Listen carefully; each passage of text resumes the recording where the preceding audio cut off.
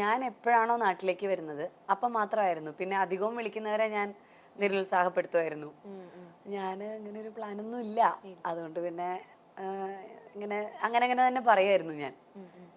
പിന്നെ ഇന്റർവ്യൂസിലാണെങ്കിലും ചോദിക്കുമ്പം ഞാൻ പലപ്പോഴും നമുക്ക് നോക്കാം അങ്ങനെ പറഞ്ഞിട്ടുണ്ടായിരുന്നുള്ളൂ. പിന്നെ ഇതൊരു നിമിത്തം പോലെ അങ്ങനെ വന്നതാണ് ഒരുത്തി. അപ്പൊ ഒരുത്തി കഴിഞ്ഞിട്ട് ഇപ്പം എനിക്ക് തോന്നുന്നു റിലീസായിട്ട് ഒരു വർഷമായി. അപ്പൊ ഇപ്പോ ഒരു വർഷത്തിന് ശേഷമാണ് ശരിക്കും ഞാൻ അടുത്ത സിനിമയായിട്ട് വരുന്നത്. അപ്പൊ അങ്ങനെ ഗ്യാപ്പ് എടുത്ത് തന്നെ സിനിമ ചെയ്യുന്നുള്ളൂ. അല്ല, എനിക്ക് ഉറപ്പായിരുന്നു. കാരണം ചേച്ചി ഇത്രയും നല്ല ക്യാരക്ടേഴ്സ് ഒക്കെ ചെയ്ത് ഇവിടെ നിന്ന് അഭിനയിച്ച് തകർത്ത് ഒരു ബ്രേക്ക് എടുത്താൽ പോലും ചേച്ചി അടുത്തേക്ക് സിനിമകൾ വരാതിരുന്നിട്ടായിരിക്കില്ല. ചേച്ചി വേണ്ടാന്ന് വെച്ചിട്ടുള്ള ഒരു ഡിസിഷൻ തന്നെ ആയിരിക്കും എന്ന് എനിക്ക് തോന്നിയിട്ടുണ്ട്. പിന്നെ അപ്പൊ പറ്റില്ലായിരുന്നു എനിക്ക്.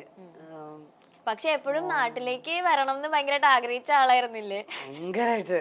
എനിക്ക് നാടാണ് ഇഷ്ടടോ. എന്റെ നാടും വീടും എന്റെ അമ്മയും അച്ഛനും ഇവിടെ, എന്റെ നാടും റേഷകടയും എന്നൊക്കെ. നമുക്ക് നമ്മുടെ നാടും നമ്മുടെ റേഷകടയും പട്ടണത്തിൽ സുന്ദരിൽ പറഞ്ഞ പോലെ.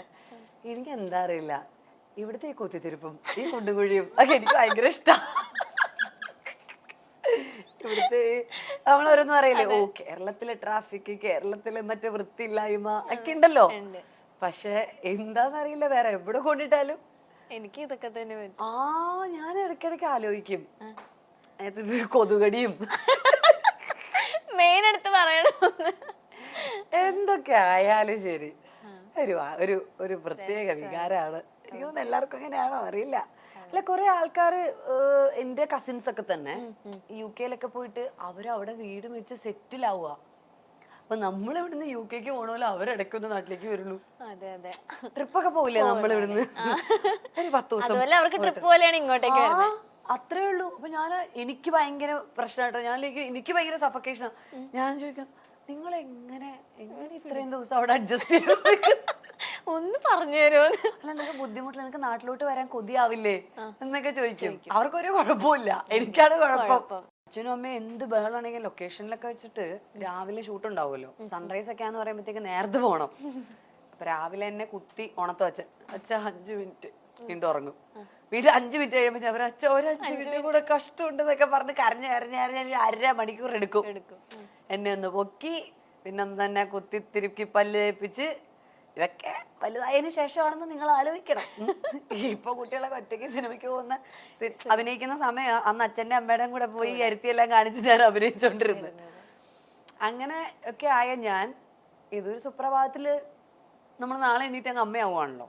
എന്ന് വെച്ചാല് ഓക്കെ ഗർഭിണിയാണ് എന്ന് വിചാരിച്ചപ്പോ നമുക്ക് പ്രത്യേകിച്ച് മാറ്റമൊന്നുമില്ല. ഇത് പ്രസവം കൂടെ കഴിയുന്നു, ഞാൻ അമ്മയായി, അത് സെറ്റല്ലേ. പക്ഷെ അതിലെന്തോ ഭയങ്കര ഒരു മാജിക് ഉണ്ട്.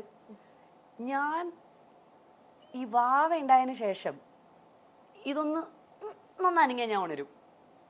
മറ്റേത് എന്നെ തന്നെ മാറ്റി കിടത്തിയാ ഞാൻ അറിയില്ല. എന്തെങ്കിലും പൊക്കിയെടുത്ത് മറ്റേ ലാസർ മുതലാളിയെ കൊണ്ടുപോയില്ലേ ഫ്രണ്ട്സില്, അതുപോലെ കൊണ്ടുപോയാൽ പോലും ഞാൻ അറിയത്തില്ല. പക്ഷെ ഞാൻ ഒരു കുഞ്ഞു ശബ്ദം കേട്ടാൽ അപ്പൊ ഉണരും. അതിപ്പോഴും അപ്പോഴാണ് എനിക്ക് മനസ്സിലായത്, yes, I have become A mother. അവിടെയാണ് ഞാൻ അമ്മയായി എന്നുള്ളത്. അല്ലാതെ എൻ്റെ ഒരു കാര്യത്തിൽ അമ്മയൊന്നുമില്ല. പക്ഷെ ഇങ്ങനെയുള്ള ചില കാര്യങ്ങൾ വരുമ്പോ, അല്ലെങ്കിൽ അവന് വിശക്കുമ്പോ, അവന്റെ കൂടെ എവിടെയെങ്കിലുമൊക്കെ ഞങ്ങൾ ഒരുമിച്ച് ചെറുതായിരിക്കുമ്പോൾ പോകുന്ന സമയത്ത് അവന് വേണ്ട എല്ലാ മീലുകളും കഴിച്ചില്ലെങ്കിലും ഒക്കെ എൻ്റെ കയ്യിൽ പ്രിപ്പയർഡ് ആയിരിക്കും. അതൊക്കെ ഞാൻ അമ്മയായതിൻ്റെ ഭാഗമായിട്ട് എനിക്ക് ഞാൻ പോലും അറിയാതെ വന്ന റെസ്പോൺസിബിലിറ്റീസ് ആണ്.